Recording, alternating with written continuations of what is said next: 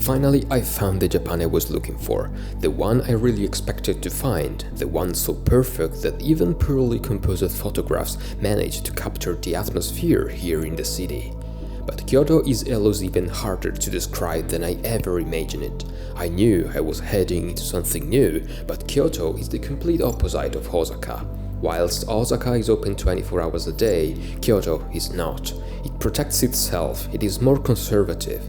Two cities so close on the map, yet worlds apart in the region that defines them.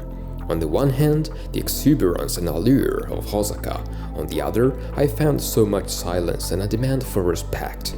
Respectfully quiet streets, incredibly photogenic, and always steeped in a religious silence with few voices, just a flow, where everything moves more slowly without making a sound. If in Osaka I found a city that makes everything to shine and expose itself, in Kyoto I am going to face a more reserved and traditional reality. My hostel is located right in the middle of the traditional quarters, and here I can finally feel the Japan I was looking for.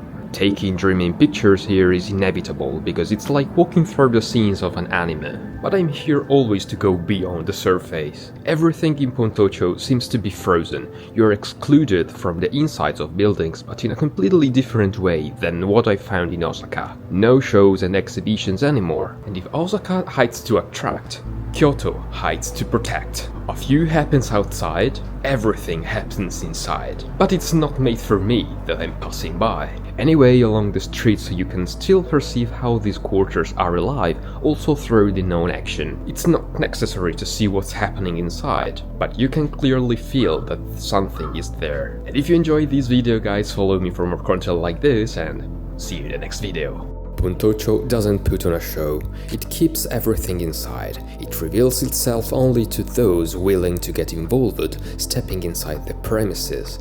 Those who merely pass by will be left a little disappointed. The traditional wooden architecture, with its slatted design, offers very little glimpse of what lies beyond the facade. It is a protective, more reserved, almost precious enclosure. It isn't shy, it is simply respectful. The premises don't reveal themselves. This time, the thresholds act as a filter, but even without seeing beyond them, one can still sense that something is happening inside. You can feel it, you can sense it. The neighborhood still vibrates within its apparent silence and the absence that envelops it. But the fact that Kyoto seeks to protect itself can be sensed almost everywhere. I have come across notices far too often asking for the utmost respect, urging people to avoid taking photographs and speaking loudly. The local Nishiki market does not reveal itself in the same way as the Kuromono market in Osaka. Although bustling, it gives little way before the official opening time. It does not fully reveal itself until the moment is right. It prepares, organizes itself, gets ready, but as if in a state of waiting, suspended, not exhibitionist. It doesn't hide itself entirely, but avoids really putting itself on display, and I simply arrived too early. Photography is also prohibited inside temples and at altars, but only during religious rituals and ceremonies. Yet even when it is permitted, it always feels as though one is doing something wrong, merely taking surreptitious shots, intruding by taking the liberty to photograph without respecting the sanctity of the place. Photographing those engaged in prayer feels inappropriate, and the click of the camera echoes through the religious silence inside the temple, which made me feel embarrassed, as if I were guilty for having to take it. In Kyoto, I often feel inapposite. There are so many moments and situations where I feel uncomfortable taking pictures of people, inside the temples, in front of the shrines, capturing the religious actions of people praying, bowing and doing their rituals. But it happens also along the streets. In Gion district, it's full of signs and policemen prohibiting to take pictures of private roads and of the geisha. I feel so awkward taking pictures of them, and moreover, it's not that easy, because you never know when they appear, and they walk very fast from a building to another, escaping through the mass of tourists. It's impossible taking portraits of them, also because even if I'm face to face with a geisha, it would be so unrespectful taking a picture being so close. So the rule is to keep the distance, not following them, not waiting for them coming out from the doors, and that's why I don't have so many photos of them. And if you enjoyed this video guys, follow me for more content like this, and see you in the next video. Even at Fushimi Inari Taisha, Kyoto is hard to capture.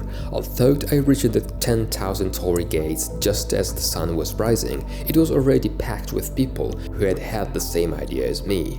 Getting good photos here is a challenge. There's always someone walking past, stopping, getting in the way, or turning back.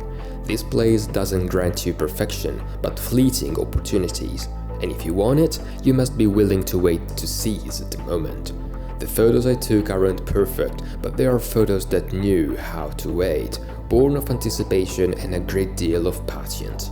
And it's not a question of managing to avoid the crowds, because people are part of the experience, an element that brings the waiting to life and ensured that every shot wasn't merely stumbled upon, but earned. In Kyoto, everything exists, but nothing is easily accessible. It is Kyoto that decides when the right moment has come to reveal itself, and it truly does so only to those who know how to wait. Not everything is hidden, but so often, quite simply, it is not meant for you.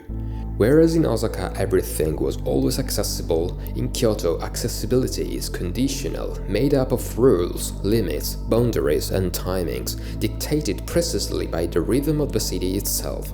Everything is laid down and regulated, and Kyoto reveals itself as where and when it pleases, but not because it is a cold city, it is simply trying to protect what is of value.